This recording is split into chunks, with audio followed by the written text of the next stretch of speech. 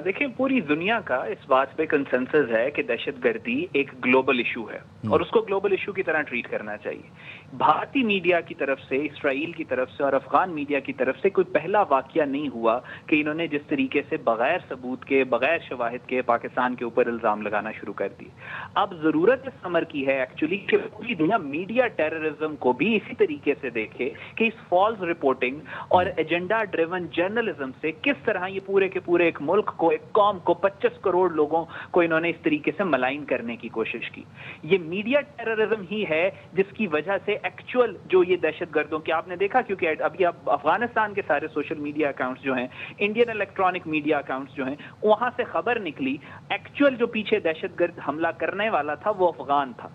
लेकिन ब्लेम इन्होंने पाकिस्तान को करने की कोशिश की। सो आई थिंक एक दफा फिर जो भारत की इररेस्पॉन्सिबल रिपोर्टिंग है वो ना सिर्फ भारत के लिए, भारत को एक मजीद they are turning India into an international embarrassment, उसके साथ साथ ये पूरी दुनिया को भी पुश कर रही है कि मीडिया को लेके एक ग्लोबल कंसेंसस होना चाहिए कि जिसमें इस तरह की खतरनाक रिपोर्टिंग जो कि एजेंडा ड्रिवन होती है, अपने मकासद को सर्व करने के लिए होती है, उसको क्रैक डाउन किया जाए।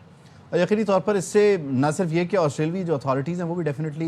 देख रही होंगी सारी सूरत हाल को, वहाँ पर मौजूद जो पाकिस्तानी हैं आप उनको आउट इन दी ओपन, उनके लिए एक थ्रेट बन जाता है, न सिर्फ वहाँ बल्कि दुनिया भर में जहाँ जहाँ पाकिस्तानी या जो साउथ एशियंस मौजूद हो, स्पेसिफिकली पाकिस्तानी हो, मुसलमान हो, उनके लिए ख़तरा बन जाता है। तो ये वॉर मॉन्गर्स, प्रोपेगेंडा मॉन्गर्स जो हैं बुनियादी तौर पर बग़ैर सोचे समझे दहशतगर्दी के किसी वाक़े की मजम्मत के बगैर अपना एजेंडा फौरी तौर पर पुश करना शुरू कर देते हैं। इसका कोई इख्तिताम, कोई इसको नकेल डालने वाला मामला है कहीं? देखिए जाहिर है अब ये पूरी दुनिया के सामने ये चीजें आ रही हैं और दुनिया को कुछ सोचना चाहिए इसके ऊपर। बहुत ज्यादा वर्क हुआ है, बहुत ज्यादा काम हुआ है, इम्प्लीमेंटेशन की जरूरत है। देखिए आप अभी भी ये जो ऑस्ट्रेलिया वाला हमला हुआ, इससे पहले आप देखें कि वॉर ऑन टेरर जब हुई तो उसके मुतालिक ये सारा ये जो सारा अटैक और वो सब कुछ हुआ, एक अफगान थे, अफगानों ने जो ये 9/11 का जो अटैक था उसमें किया। बाद में रिपोर्ट्स बाकायदा तौर पर पब्लिश हुई कि वहां पे वेस्टर्न इंटेलिजेंस एजेंसी, स्पेशली जो मोसाद थी, वो उन टेररिस्ट ऑर्गेनाइजेशंस को पेनिट्रेट कर चुकी थी और उन्होंने बाकायदा तौर पे अमेरिकन एंटरप्राइज इंस्टीट्यूट का पेपर इस पे पब्लिश हुआ था कि किस तरीके से इजरायली इंटेलिजेंस और ये सारी इंटेलिजेंस एजेंसीज ये दहशतगर्द ग्रोहों को पेनिट्रेट करती हैं, उनसे दहशतगर्द कार्रवाइयां होती हैं और फिर उस दहशतगर्द कार्रवाई का जवाब बना के मुल्कों के ऊपर हमले किए जाते हैं। आज भी आप अगर ये देखें जो सिडनी वाला वाकया हुआ, और पूरी दुनिया में आप देखेंगे कि इसराइल का जो लार्जर डार्कर एजेंडा है पिछले 20-25 साल से, उसके लिए जो फुट सोल्जर इस्तेमाल होता है वो अफगान होता है। चाहे आप वॉशिंगटन के अंदर देखें, चाहे जो अभी अटैक हुआ, चाहे आप 9/11 का attack,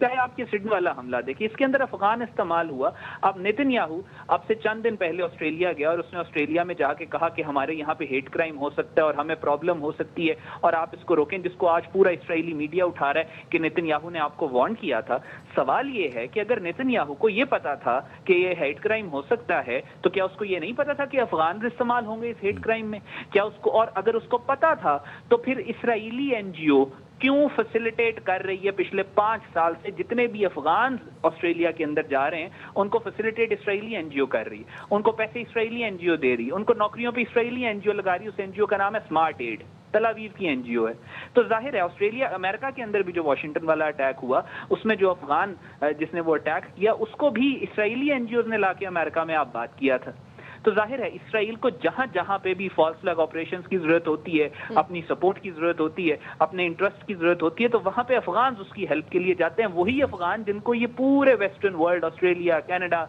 Europe, Germany, France, Italy के अंदर इन्होंने लाके आबाद किया और वो सारी इसराइली एनजीओज ने लाके आबाद किया। यानी आप ये कह रहे हैं कि अफगान को जो है वो इसराइल यूटिलाइज करे अपने मफाद के लिए, लेकिन हम ये देखते हैं कि भारत और अफगान जो हैं उसको इसराइल अपने मफाद के लिए, थोड़ी स्टेटमेंट को मैं डिफरेंट फ्रेज करूंगा कि अफगान इस वक्त एजेंडा कोऑर्डिनेटर्स हैं इसराइल के इंटरेस्ट के, वो मुसलमानों के इंटरेस्ट को प्रोटेक्ट नहीं।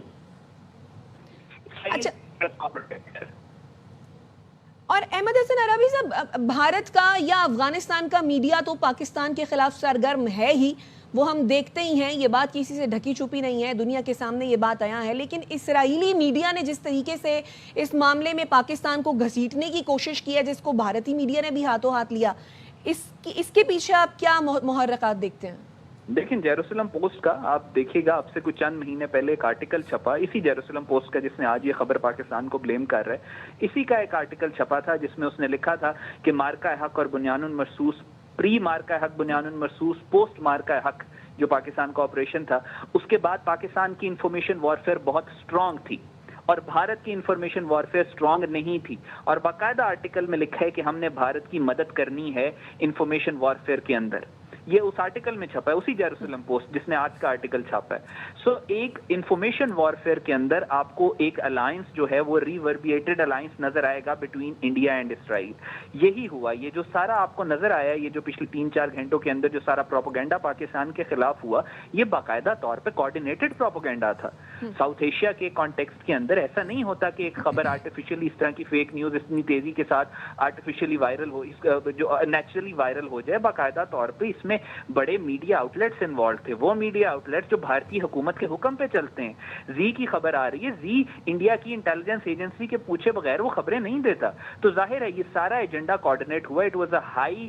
And classical miss information operation جس کے پیچھے آپ کو افغانستان کی انٹیلیجنس ایجنسی نظر آئے گی. یعنی یہ تو فٹ سولجرز ہیں جو گراؤنڈ کے اوپر ٹیشو پیپر کی طرح استعمال ہوتے ہیں، اور افغان بڑے خوش ہوتے ہیں کہ ہم جو ہے استعمال ہو رہے ہیں. دین دیر از را and then there is Mossad, اور یہی 3 پاکستان کے اس وقت سب سے بڑے دنیا کے اندر دشمن ہیں.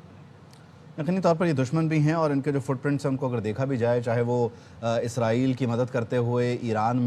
میں موجود جو اسرائیلی ٹارگٹس ہیں ان کو ہٹ کروانا ہو، یا اس طرح کے دیگر معاملات ہوں، اور پھر را کی فنڈنگ سے پاکستان میں دہشت گردی کرنی ہو، تو یہ سارا کچھ ایک ہی ہے. اس کے مختلف رخ ہو سکتے ہیں، لیکن بہرحال ایک پاکستانی شہری کو اس سارے معاملے سے جوڑنے کی کوشش کی گئی. آپ کو ہم اسکرین میں 2 حصے کر کے ایک دکھا رہے ہیں کہ اٹیکر کون ہے ایگزیکٹلی، اور دوسرا جو شخص ہے جو بیسکلی پاکستان کا شہری ہے، نیو ساؤتھ ویلز میں رہتا ہے، جس کا اس حملے سے کوئی تعلق نہیں ہے، جس کو اس پروپیگنڈے سے جوڑا جا رہا ہے.